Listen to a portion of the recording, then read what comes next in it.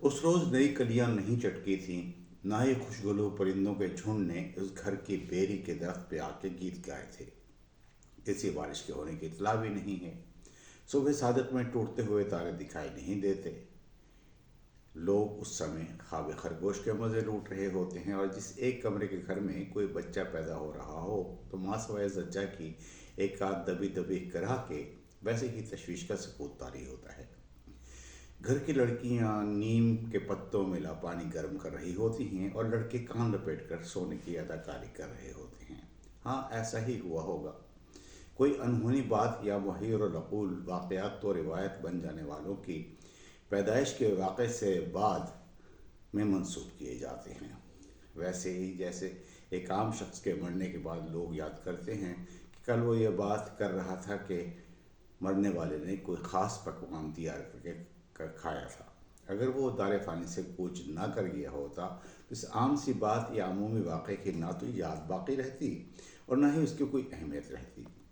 یہ بھی ہو سکتا ہے کہ ہر نئی زندگی کے دار حیات میں وارد ہونے کے لمحے پر کوئی نئی کلیاں کہیں نہ کہیں ضرور چٹکتی ہوں، کچھ پرندے ضرور اس کے آنے کی نوید دیتے ہوں، شہاب ثقب آسمان کی وسعتوں میں ٹمٹما کر بجھتے ہوں، کتے بھونکتے ہوں یا بندھے ہوئے جانور ہڑبڑا جاتے ہوں۔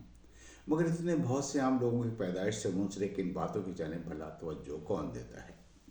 ایسی باتیں تو زلزلہ یا طوفان کے گزر جانے کے بعد ہی یاد کی جاتی ہیں، یا بہت ہی بڑے لوگوں کی تعظیم و تقریر کو چار چاند لگانے کے لیے ایسے واقعات گھڑ لیے جاتے ہیں۔ ممکن ہے واقعہ سنانے والے کو یہ واقعی لگتا ہو کیسا ہوا تھا۔ میری پیدائش کی تاریخ کا بھی صحیح طور پر علم نہیں ہے۔ بڑے بھائی مرزا محمد شمیم کی حادثاتی موت سے پہلے جو 1988 میں ہوئی، میں یہی سمجھتا رہا کہ 15 اپریل ہی ہوگی، کیونکہ سبھی دستاویزات میں 1951 کی یہی تاریخ درج ہے۔ ان کی ناگہانی موت کے بعد ایک ذاتی ڈائری کا سراغ لگا تھا جس میں انہوں نے کچھ بچوں کی تاریخ پیدائش درج کر دی تھی۔ اس طرح معلوم ہوا کہ اس معمولی واقعے کی تاریخ وقوع 6 جنوری ہے۔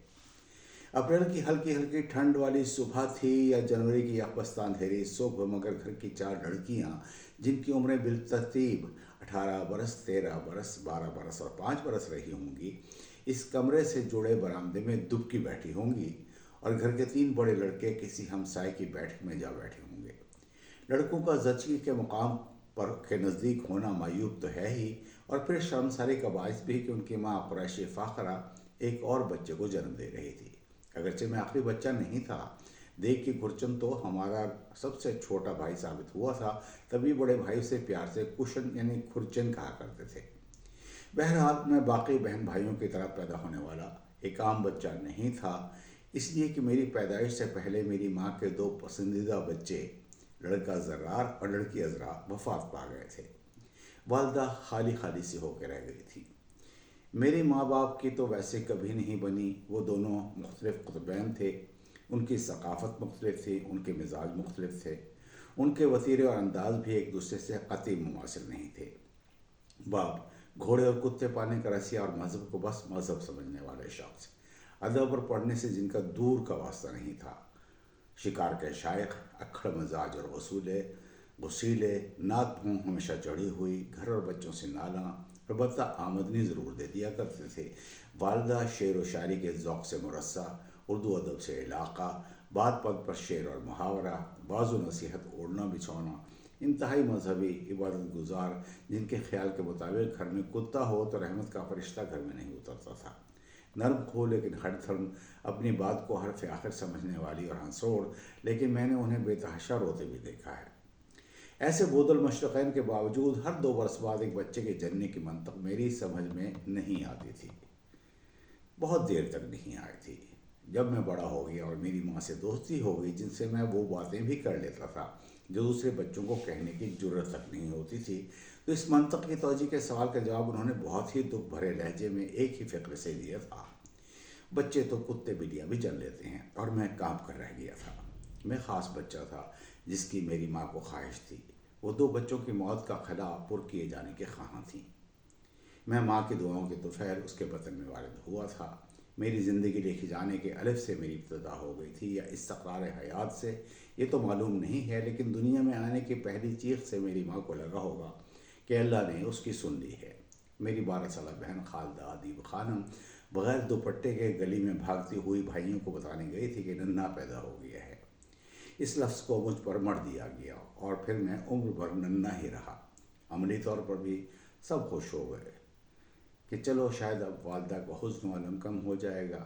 صبح کو سکول میں خالدہ نے اپنی ہم جماعت لڑکیوں کو بتایا تھا کہ ان کے ہاں جو ننھا پیدا ہوا ہے بالکل گنجا ہے۔ جس مغز میں غوغاں کے بجائے سوچ، وچار، حیرت اور تشکیک کے بیج گڑے ہوں، اس کھوپڑی پر بھلا بال کیسے اٹھ سکتے تھے؟ میں تو رحم مادر میں ہی سوچ سمندر میں غلطا رہا ہوگا۔ آپ اپنے شہر میں ہی اجنبی بننا پڑا، میری ماں کو مجھ سے ہی بے مایا کیوں جننا پڑا۔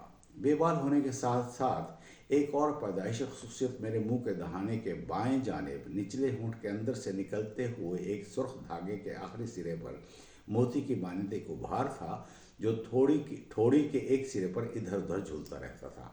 میری والدہ آرٹسٹ مزاج اور حسن پرستی، انہیں یہ قدرتی موتی میرے ہونٹوں پر جھولتا ہوا بہت اچھا لگتا تھا۔ دوسروں کو بھی برا نہیں لگتا تھا، لیکن بظاہر تو نقص اور اضافت تھا۔ چنانچہ ایک بار جب والدہ ادھر ادھر ہوئیں تو بڑی بہن نے قینچی کا استعمال کر کے میری زندگی کی پہلی جراحی سے یہ موتی میرے منہ سے چھڑا دیا تھا۔ شروع کی خوشی سے فارغ ہو کر میرے نام رکھنے کی باری آئی۔ میری والدہ نے اپنے طور پر اللہ سے مجھے مانگنے کے عوض میرا نام غلام محمد رکھنا چاہا، لیکن سب نے اس دیسی قسم کے نام کی مخالفت کی، کیونکہ مجھ سے پہلے بھائیوں کے نام شفیق، شمیم اور شعیب تھے۔ میرے بعد پیدا ہونے والے کا نام بھی اویس رکھا گیا، جبکہ میری ہمشیراؤں کے نام شکیلہ، ضمیرہ، خالدہ اور نسرین تھے۔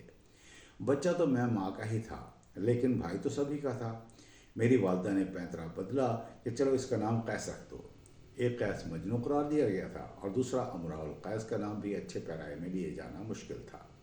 بڑے بھائی نے شکیل کہا، شکیل رکھ دو۔ تایا مرحوم نے خط میں لکھا، عتیق رکھ دو، لیکن